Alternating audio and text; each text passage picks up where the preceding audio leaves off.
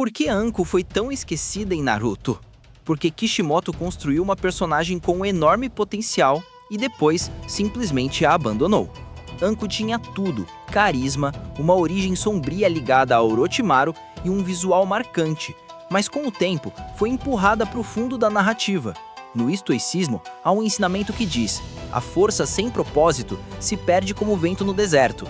Anko é o símbolo disso, uma força desperdiçada, um talento que poderia ter brilhado tanto quanto Kakashi ou Kurenai, mas foi engolida pelo roteiro. Por que ela foi tão importante e ao mesmo tempo tão descartada? Porque sua conexão com Orochimaru poderia ter sido o elo perfeito entre o passado e o presente de Konoha, mas o autor preferiu transformá-la em um mero lembrete do medo que o vilão deixava. No budismo, Buda dizia que o apego gera sofrimento, e Kishimoto parecia apegado demais aos protagonistas, sem coragem de dar voz aos coadjuvantes. Anko poderia ter sido a ponte entre o bem e o mal, mas acabou virando apenas uma sombra da serpente que a marcou. Por que Kishimoto não desenvolveu seu passado? Porque talvez o foco dele sempre tenha sido a redenção dos homens, Jiraiya, Sasuke, Itachi, e não das mulheres.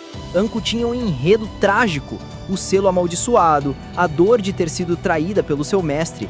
Tudo isso pedia um arco de superação, mas Kishimoto ignorou completamente, e isso abre um debate. Será que o autor falhou em desenvolver as kunoichis de forma justa? Como Lao Tse dizia, o que é esquecido perde o caminho. E o esquecimento de Anko é um reflexo do esquecimento das mulheres em grande parte de Naruto. Por que ela não teve uma redenção como Sasuke teve? Porque a narrativa nunca deu a ela o mesmo peso moral. Sasuke cometeu crimes e foi perdoado. Anko, que apenas sobreviveu ao trauma de Orochimaru, foi tratada como um fardo. Isso mostra o quanto a história foi injusta com seus personagens secundários. No Bushido, disse que o verdadeiro guerreiro é aquele que levanta mesmo após a queda. Anko levantou, mas ninguém estava olhando. Por que ela é uma das personagens mais desperdiçadas da franquia? Porque seu potencial narrativo era gigantesco. Imagine se ela tivesse herdado parte do poder do selo amaldiçoado, ou se tivesse confrontado Orochimaru na guerra. Isso traria uma camada emocional muito mais forte à história. Mas Kishimoto preferiu usar o selo apenas como artifício visual. É o exemplo perfeito de uma personagem construída com emoção e esquecida pela conveniência do roteiro.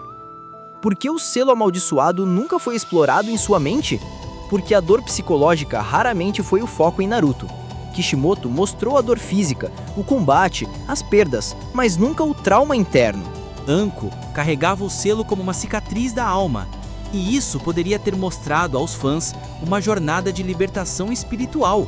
No Zen, se diz que o verdadeiro inimigo está dentro, e Anko é o retrato disso, lutando contra o inimigo que Orochimaru deixou dentro dela. Por que o público se lembra dela até hoje? Porque mesmo com pouco tempo de tela, ela marcou. Sua atitude, o tom sarcástico, a energia imprevisível, tudo nela era autêntico, e talvez isso irrite ainda mais ver uma personagem tão boa sendo deixada de lado. O taoísmo ensina, o que é natural não precisa de esforço para brilhar. Anko brilhou sem esforço. O problema é que o autor apagou a luz antes da hora. Por que ela virou uma caricatura em Boruto? Porque Kishimoto, ou quem deu continuidade à história, não soube equilibrar nostalgia e respeito. Transformar Anko em uma figura cômica, acima do peso e desmotivada, foi uma escolha cruel e gratuita.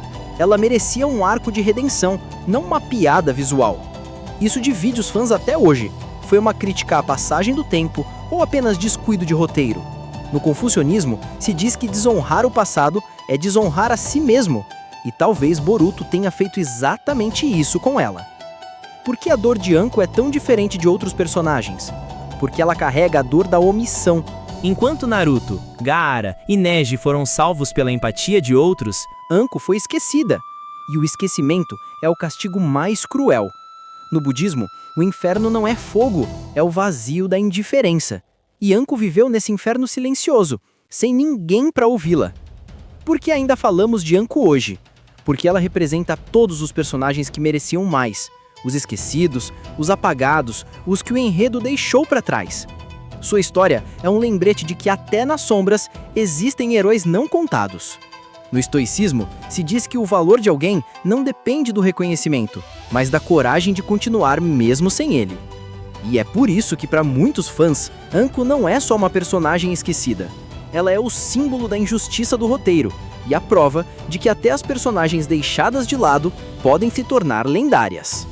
Somos a mentalidade geek. E o que aprendemos hoje com Anko Mitarashi é que o esquecimento também é uma forma de dor e que até as sombras podem carregar a chama da grandeza. Se essa reflexão te fez pensar, deixe seu like, se inscreva no canal e compartilhe com alguém que também acha que Anko merecia mais destaque.